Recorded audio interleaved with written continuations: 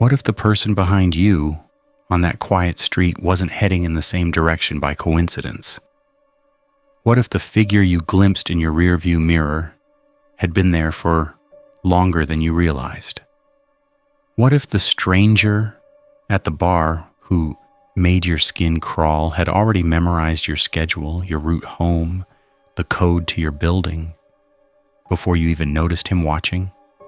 Most of us move through our lives with a comfortable assumption. We assume that danger announces itself. We assume that if something truly threatening were happening, we would know.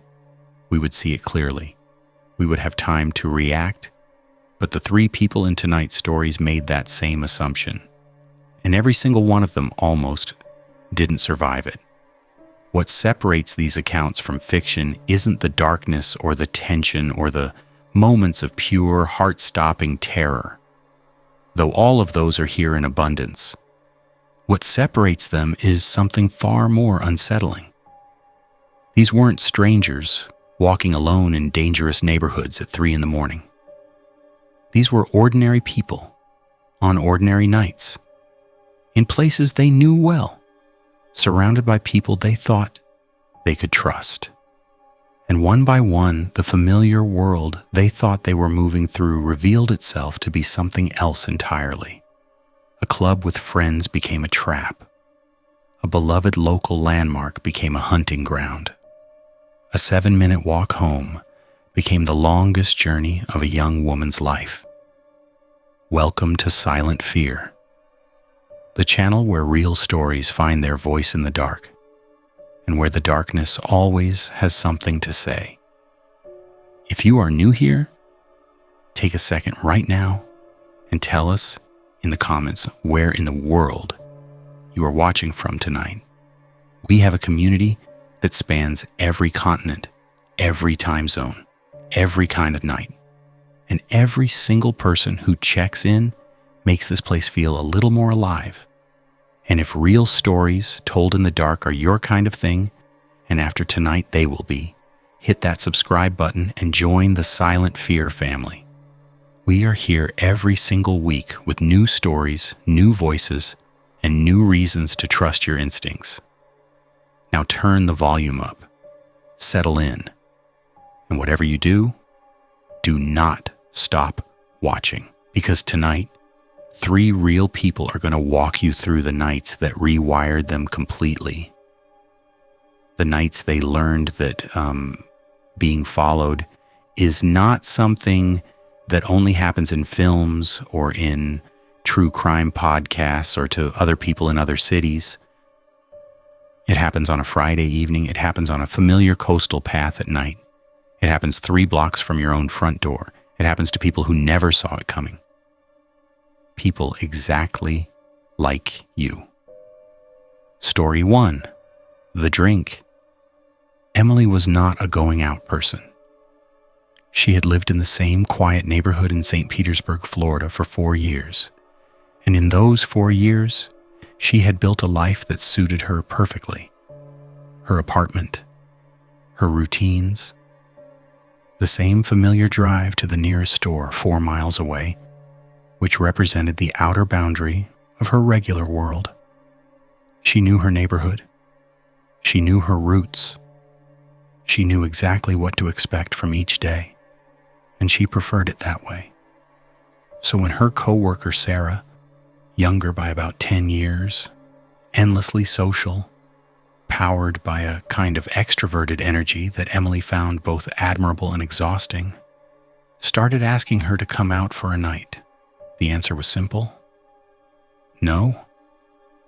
It was no the second time Sarah asked, and the third, and somewhere around the 6th or 7th time, spread across several weeks of persistent, cheerful, unyielding pressure, it was still no. Sarah enlisted reinforcements. Another co-worker named Hannah joined the campaign. And together, the two of them kept at it with the patience of people who had decided that Emily's resistance was merely an obstacle rather than a final answer. Eventually, they were right. Worn down, perhaps a little guilty, and telling herself it was just one night, Emily finally agreed. Next weekend, one evening out. That was it. The night began without any obvious warning signs. Sarah arrived at Emily's apartment and asked if she could leave her car there for the evening, which gave Emily a small, shapeless feeling of unease she could not have explained if anyone had asked her to. She pushed it down and ignored it.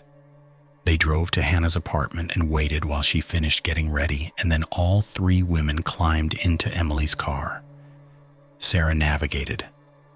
They arrived at a busy club, loud and warm and packed with people, lights cycling through colors above the crowd, music with enough bass to feel it in your chest. They found a spot near the bar. They ordered drinks. The night was loud and bright and completely ordinary. Emily was beginning cautiously to relax. She was thinking that maybe, just maybe, this had not been such a terrible idea after all.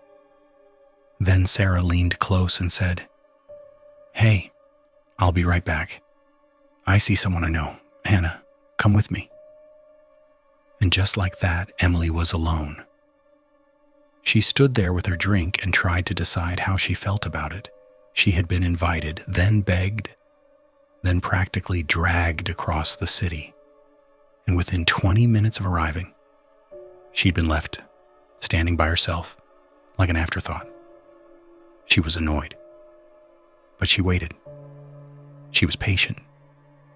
And a few minutes later, Sarah and Hannah came pushing back through the crowd, both of them smiling, each carrying a drink. A friend of Sarah's had bought a round for the three of them, Sarah explained, handing Emily a glass. Emily accepted it without a second thought. Sarah was her coworker. They had worked alongside each other for long enough that trust had never been a question. She would spend a long time afterward wishing she had asked one. The first drink went down easily. A second round appeared, then a third. And it was somewhere in the middle of that third drink that Emily felt something shift. Not the way alcohol shifts things, not that familiar warm loosening of the edges, but something deeper and colder and wrong in a way she had no reference point for. A wave of dread with genuine physical weight, like something heavy settling into her chest for the inside. The room remained steady, her vision stayed clear, but her body, in a language that bypassed thought entirely, sent a message that was absolutely unambiguous. Something has been done to you. You are in danger. Leave this place immediately. She turned to Sarah and told her they needed to go. Right now. Not in a few minutes. Now. What came next is a chapter Emily has spent a long time trying to rebuild from fragments, because the drug at Abayu, and she understood by now that it was a drug, had begun disassembling her memory, even as it was being made. She doesn't remember leaving the club. She does not remember getting into the car.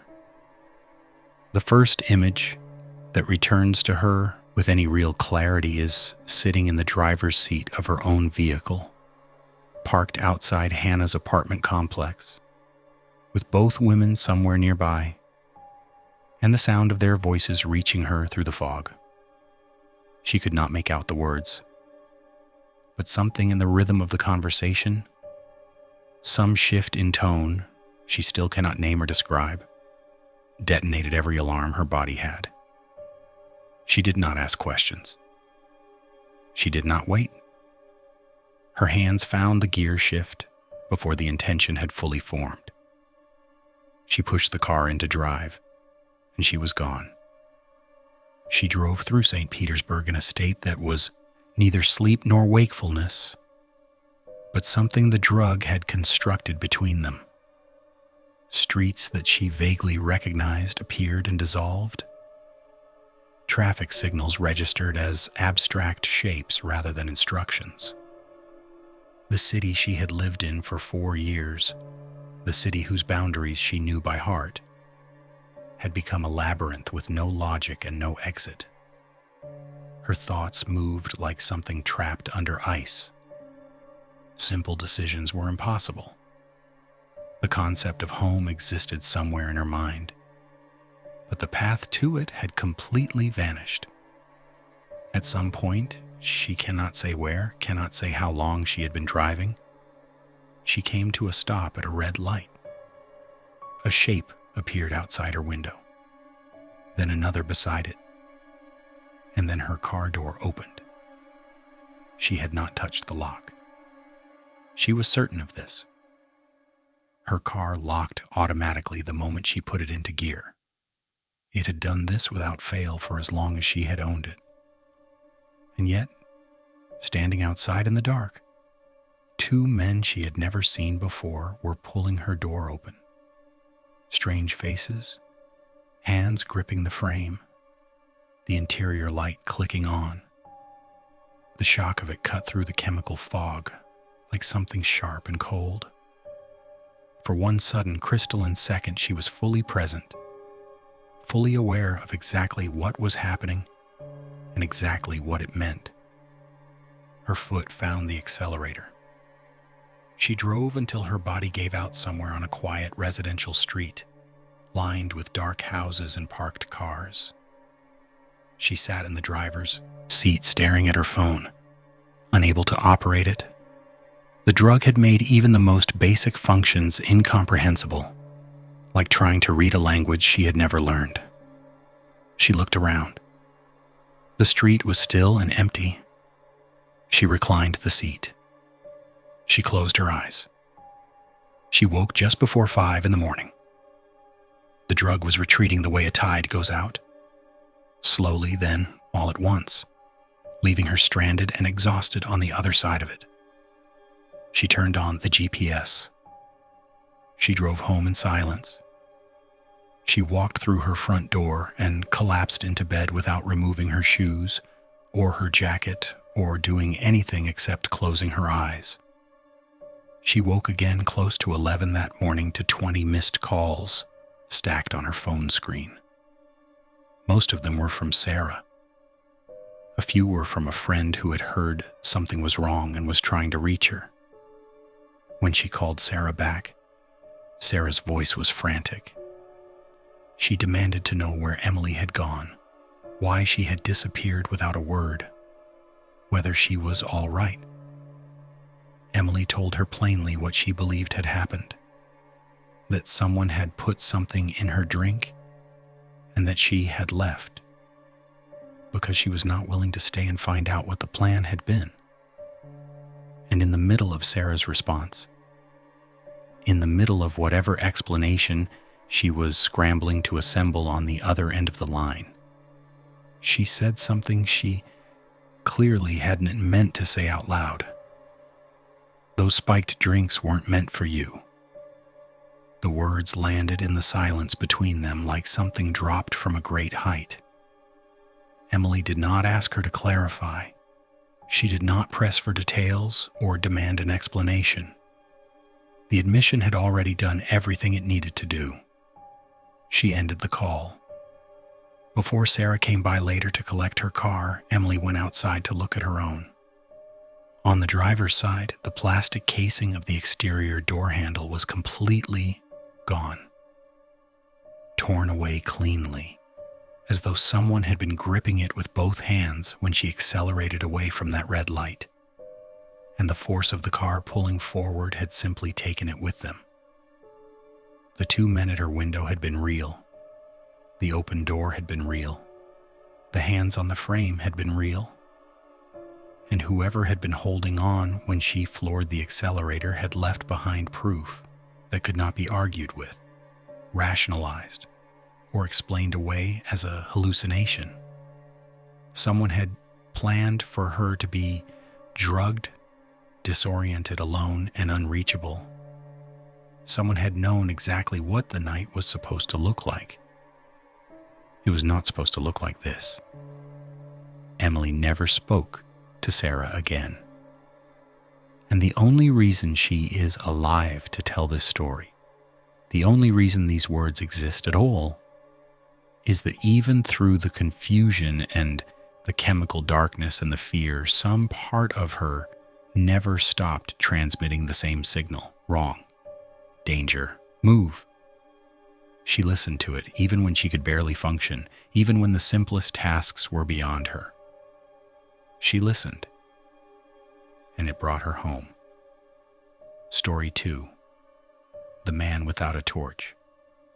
There are places that feel safe because they have always been safe. Places where the familiarity itself becomes a kind of armor. Where you think, nothing bad happens here because nothing bad has ever happened here before. The sand dunes at the edge of Daniel's coastal town were that kind of place. The town itself was small and seasonally divided, loud and tourist-filled through the summer months, quiet and local once autumn arrived. The main draw was the beach, a long, pale stretch of coastline that narrowed at one end into a series of rolling dunes. The dunes had a well-earned reputation for being safe, even for the unfamiliar. If you wandered off the path and lost your bearings among the hills, walking in any direction for roughly a kilometer would bring you back to the beach or to the path leading toward the car park. The walk from the car park to the dunes took between 15 and 20 minutes at a steady pace, which meant you were never truly isolated, never far enough from the car park that you couldn't get back quickly if you needed to. During the day, the dunes were full of families with young children, dog walkers, tracing the same circuits they had walked 100 times before, couples taking the scenic route along the shoreline. Nothing bad happened in the dunes. Everyone knew that. But summer was over. September had arrived, school was back in session, and the evenings had grown long and genuinely dark. Daniel was 16 years old and part of the venture unit of his local scout group, the oldest division for young people between the ages of 16 and 18. Every Thursday evening from 7 until 9, the group met to run skills sessions and activities. And on this particular Thursday, it was the first meeting of the new season, which meant one thing: initiation night. By long-standing tradition, the first meeting of the year saw the scout unit, 12 to 15-year-olds, walk out to the dunes in the dark. The older scouts would climb the biggest dune, a landmark the locals had always called the Baldy Man, and the newest 12-year-olds would follow them up, helped by the older members whenever the slope got steep. Reaching the summit meant you had earned your place. You were officially a scout. It was the kind of ritual that felt significant in the way that only small-town traditions can, carried forward year after year until the doing of it becomes its own form of meaning.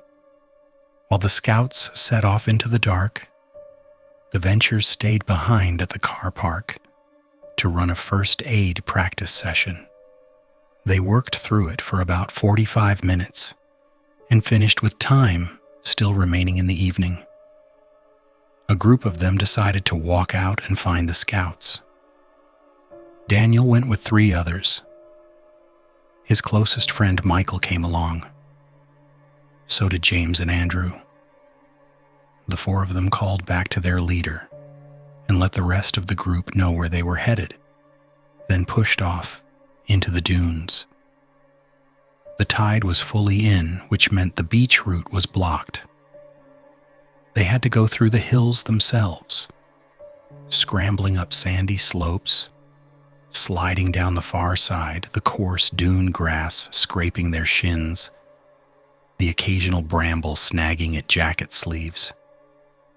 There were no torches.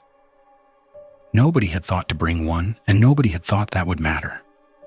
They moved by moonlight and instinct, and the pale outlines of each other in the dark, laughing as they tripped, falling to their hands and knees on the steep ascents, pushing forward through the physical absurdity of running through sand dunes at night with no light source and no clear path. The scouts were further away than they had looked from the car park. Their silhouettes were barely visible on the summit of the Baldy Man, small shapes against the slightly lighter sky, impossibly distant for how long they had already been walking.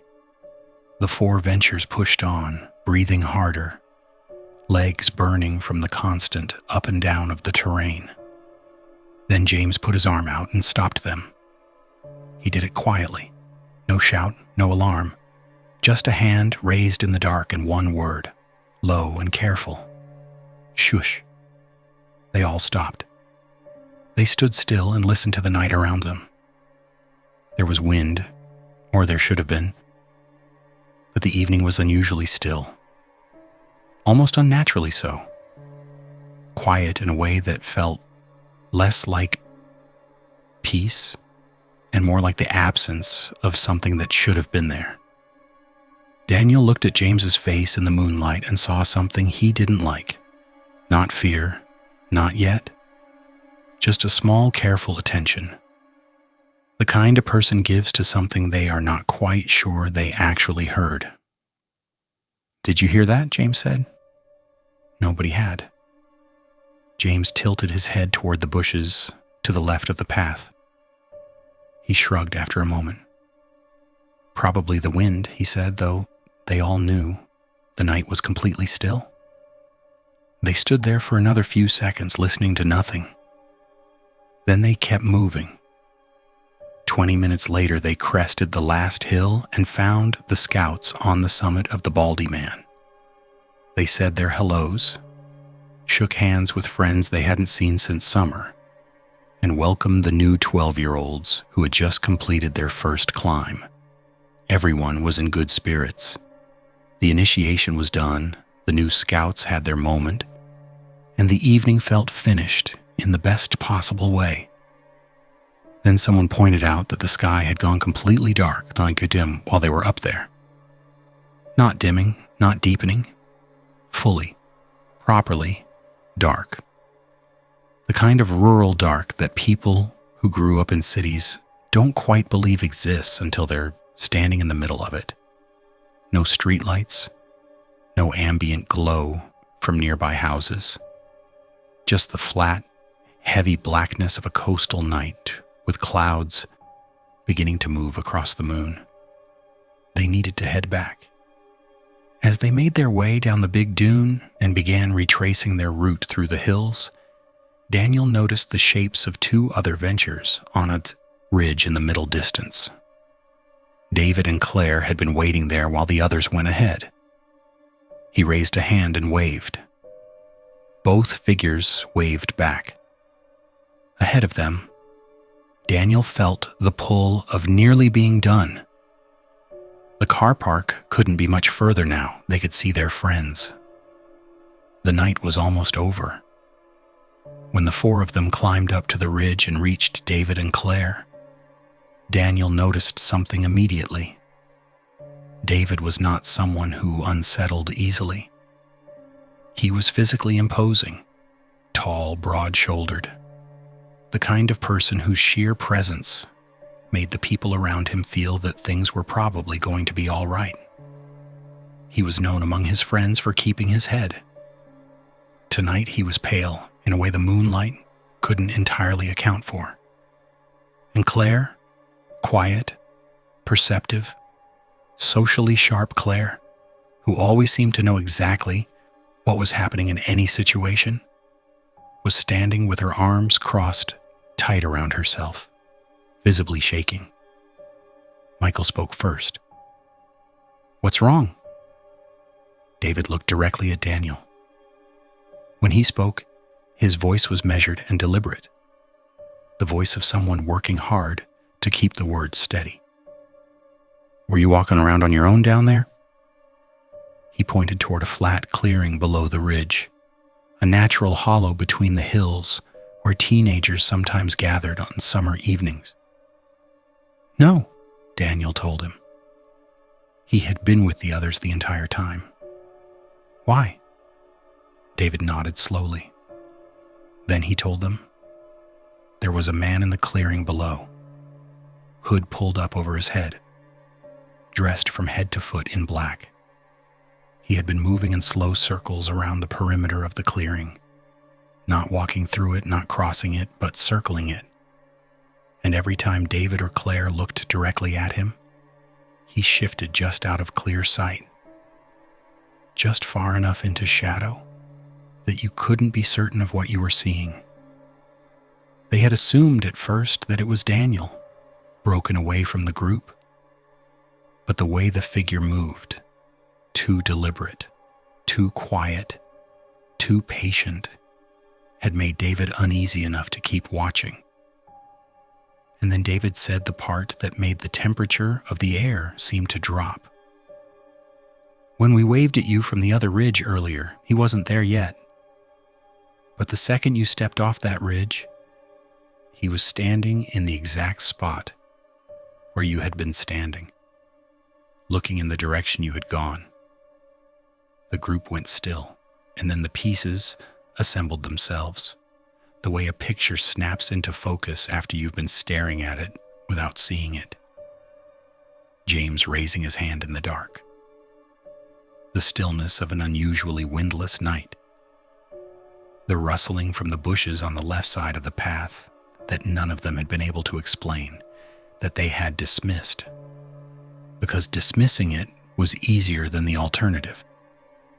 He had been behind them from the moment they entered the dunes, moving through the dark hills without a torch, without stumbling, without making more than a single sound across 45 minutes of pursuit.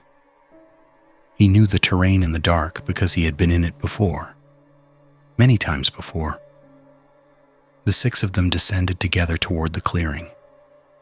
It was empty when they reached it. Calmly but quickly, David and Claire broke away to find the scout leaders and warn them, while Daniel, Michael, James, and Andrew spread out across the clearing and watched the dark spaces between the surrounding hills. The silence was different now. Earlier, the quiet of the dunes had felt like countryside stillness, ordinary, even pleasant. Now it felt like held breath, like the pause before something moves. When the full group, Ventures and Scouts together, Bwikini, began making their way back toward the car park. They were nearly clear of the dunes. The lights of the car park were beginning to show faintly ahead. People were talking again, the tension easing slightly as civilization came back into range. And then one of the youngest scouts, a boy of 12, on his very first outing, who had climbed his first dune less than an hour ago and been welcomed into the group with handshakes and congratulations, let out a scream that cut straight through the dark and stopped everyone dead. Every head turned. There he was, standing on a ridge to the left, hood up, completely motionless, not hiding, not retreating, just standing there in the open at a distance that made his features impossible to read, watching the group with the calm, unhurried patience of someone who had been doing exactly this, Wei standing in the dark and watching, long before any of them arrived. Michael said one word: run. The older Ventures grabbed the younger children without discussion and carried them. The group moved fast and did not look back, or tried not to. The car park lights grew brighter. The gravel crunched under their feet. The outline of waiting cars appeared ahead, and the night released them finally into something solid and lit and reachable.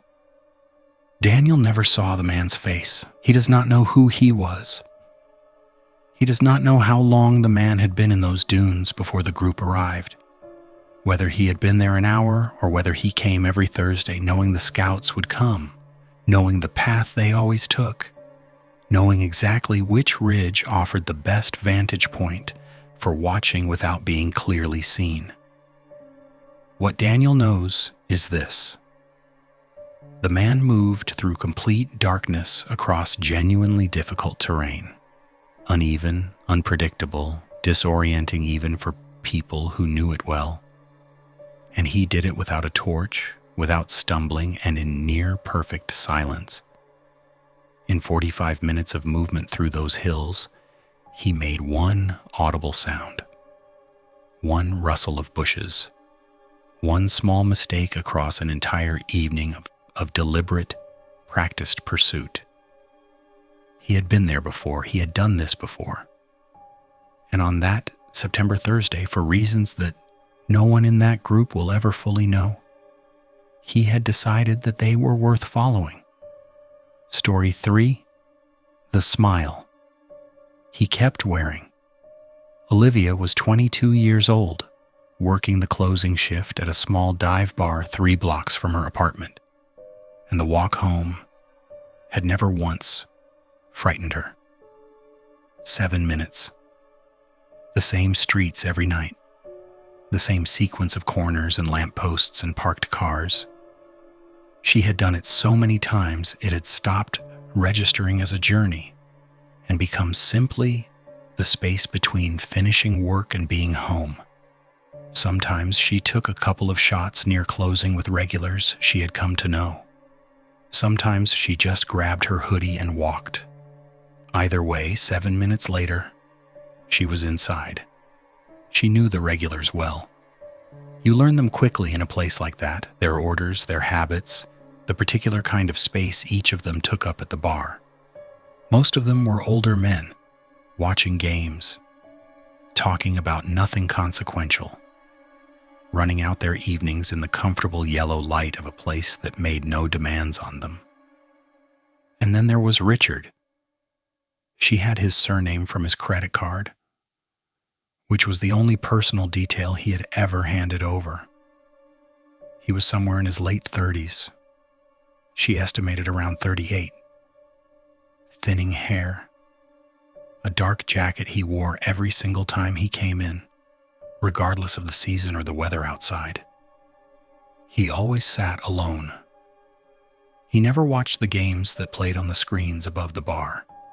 He watched her. He was careful about it. Careful enough that someone less observant might have missed it entirely. But Olivia had spent enough time behind a bar to know the difference between a customer whose eyes naturally drift and one who is specifically, consistently, deliberately tracking a single person across a room. Richard glanced at her constantly, quick, sideways looks that redirected the instant she noticed them. Every time she passed his end of the bar, he found a reason to speak to her. Small talk that wasn't quite small talk. Questions that were slightly too personal. Comments that were designed to extend the conversation just a little past where it naturally ended. She answered briefly. She stayed polite. Politeness was part of the job, and she understood that. But she gave him nothing to build on.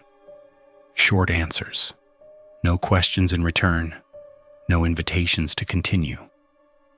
She was professional and she was careful, and she told herself that as long as he behaved himself, it was manageable. One Friday evening, Richard came in just after 10 o'clock. He took his usual seat. He ordered one drink and spent the better part of an hour with it, barely touching it, simply occupying space at the bar while Olivia worked. The glances came and went as they always did. She registered them and kept moving. When his glass was nearly empty, he leaned slightly forward and asked if she would like to spend time with him outside of work. She told him no. She was professional about it, she was clear about it, and she looked him in the eye when she said it, so that there was no room for misinterpretation. She liked to keep her personal life and her work life separate.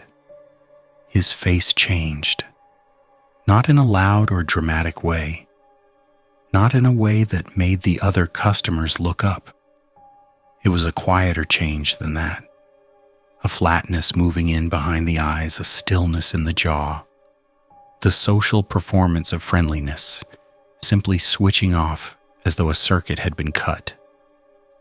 He set some cash on the counter without counting it, said, "Yeah, whatever," in a voice stripped of all pretense, and walked out without leaving a tip. He had always tipped before. Olivia stood at the bar and noticed how completely her body relaxed the moment the door swung shut behind him. She noticed it, and then she filed it away and got on with her shift. 2 hours later at midnight, she counted her tips, pulled on her hoodie, said goodnight to the bartender taking over, and pushed through the front door onto the street. The night was quiet in the way city streets are at midnight. Not silent, but emptied of the daytime noise, reduced to distant sounds and the occasional passing car. She turned in the direction of home and walked. She had made it half a block when she heard her own name. Her stomach dropped before she had even fully processed the sound. Some part of her knew, before she turned, before she looked, what she was going to see. But she turned anyway. Richard was standing near a lamppost, approximately half a block behind her. She had not heard him approach. She had not heard footsteps or the scrape of shoes on pavement or any sound at all that would have told her someone was closing the distance behind her on a quiet street at midnight. He was simply there as though he had always been there, raising one hand in a small and easy wave and beginning to walk toward her. He apologized for the way he had left earlier. He said he tended to get nervous in social situations. He said he just wanted to ask one more time. An Instagram, a Snapchat, a phone number, anything at all. He said it with a reasonableness that was almost convincing. The voice of someone making a perfectly normal request. Just trying their luck one last time. "I don't use social media," Olivia said. Richard looked at her for just a moment longer than felt natural, and then he smiled. "That's strange, because I've seen you on Instagram before, at the bar." The words arrived like a drop in temperature that she felt across her whole body.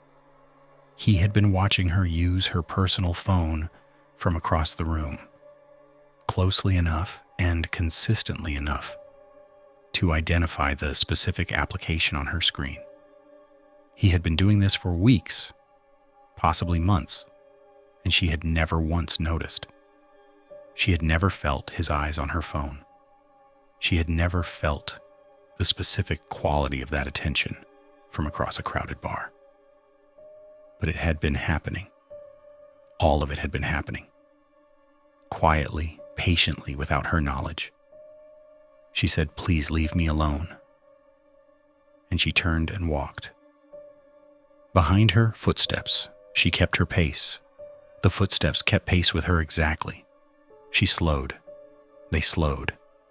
She increased her speed. They increased to match, maintaining the same distance behind her with a mechanical, deliberate consistency that made her skin go cold, not gaining, not falling back, just matching, like a shadow that had learned the physics of weight. She did not go to her building directly. She crossed the street, stopped on the opposite pavement, and turned around.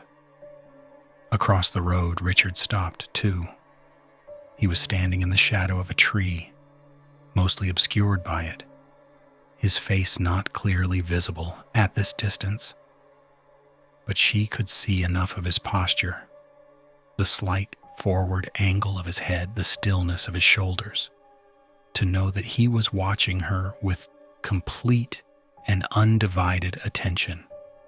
And something in the quality of that posture, some instinctive reading of the way he was standing, told her that he was smiling. She raised her voice across the empty street. She told him she was going to call for help. She told him her boyfriend was inside the building and she was going in to get him right now. The boyfriend was a lie. She lived alone, but she said it clearly, and she held her voice steady when she said it. Richard said nothing. He didn't move. He stood in the shadow of his tree with the particular patience of someone who's already decided how the evening is going to go, who is waiting not because they have to, but because they have chosen to. She turned to her building, punched the entry code into the panel beside the door. Her fingers were not entirely steady, but they found the numbers. The lock buzzed. She pulled the door open. From behind her, footsteps. Fast. Not the measured pacing walk of before, but a run, closing the distance, closing it quickly. She threw herself through the door and let it fall shut behind her, not waiting to confirm the latch. Already moving to the staircase, already taking the steps 2 at a time. Her floor was the second. Her apartment was at the end of the hallway. She could hear the building's main door slam open below her and then his shoes on the staircase. Not cautious, not quiet, but hard and fast and purposeful. Each impact against each step, the sound of someone who was no longer pretending to be anything other than what they were. She reached her door. She fumbled with her keys, almost dropped them, caught them, found the right one. She could hear him on the landing below, in the stairwell coming up. She got the key into the lock. She turned it. She threw the door open, stepped through, and pulled it shut behind her. Less than a second later, his body hit it. The impact moved through the door and through the frame and through the wall beside it and into the floor under her feet. She screamed and stumbled backward into her apartment. He hit it again, harder this time, with concentrated, deliberate force. Not the impact of frustration, but the impact of someone methodically testing the boundary between them. The frame rattled in a way that made it clear the door was the only thing standing between them and that the door had limits. Then, from directly across the hall, another door opened. Her neighbor's voice came through sharp and loud and thoroughly awake. "What on earth do you think you were doing?" The impact stopped. Silence. Then footsteps. Quick now. Receding. Moving toward the stairwell and descending fast and then gone, replaced by the ordinary sounds of a building at rest. Olivia stood in the center of her apartment. She was shaking so hard she had to put her hand on the wall to steady herself. She looked through the peephole and saw her neighbor standing in the hallway. An older man, confused and alert, looking both directions with the expression of someone who had walked into the middle of something they didn't yet understand but were already angry about. She opened her door a crack. She told him everything. He stood in the hallway with her and didn't leave until the police arrived. They came that night and they took it seriously from the beginning. The building's security cameras had captured all of it. Richard entering through the main door, taking the stairs at a run, throwing himself against her apartment door and then retreating rapidly the moment her neighbor appeared. The bar's own cameras had weeks of footage. Richard at his usual seat, the glances, the pattern of behavior that looked different when you saw it assembled across time, rather than encountered one evening at a time. The case went to prosecutors as stalking and unlawful entry. The following morning, Olivia appeared before a judge, presented her account alongside the police report and the security footage, and walked out of the courthouse with a temporary restraining order approved and signed. Officers located Richard Perez and served him with it before the week was out. The prosecutor confirmed that criminal charges were moving forward. She stayed at the bar for some time after that. She did not walk home alone again. Not once, not even 3 blocks. Not even on the street she had walked hundreds of times before. She went with colleagues, or she called someone to meet her, or she waited until she had company for the walk. And every night, no matter how short the distance, no matter who was beside her, she looked back at least once before she went inside.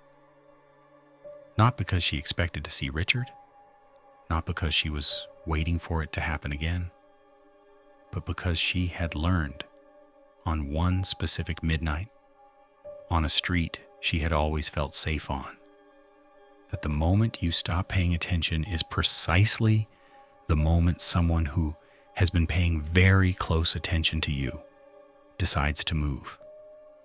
If tonight's stories reach something in you, if they made you hold your breath, if they reminded you to pay attention to the feelings your body sends before your mind has caught up, if they made you look up from your phone and check the street around you, then this channel has done exactly what it was built to do.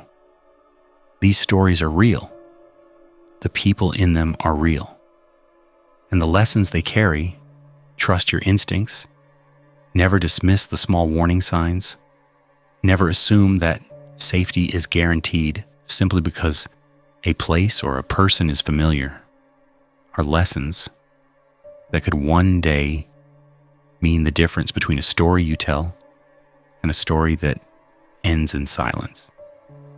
Leave a like on this video if it kept you watching. Share it with someone who needs to hear it tonight.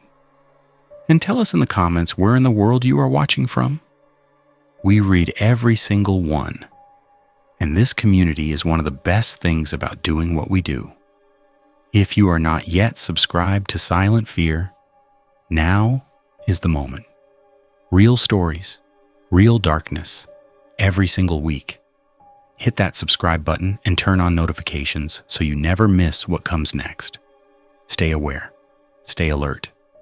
Trust what your gut tells you, even when your head tells you you're being dramatic, and never ignore the feeling that you are not as alone as you thought. This is Silent Fear. We will see you in the dark.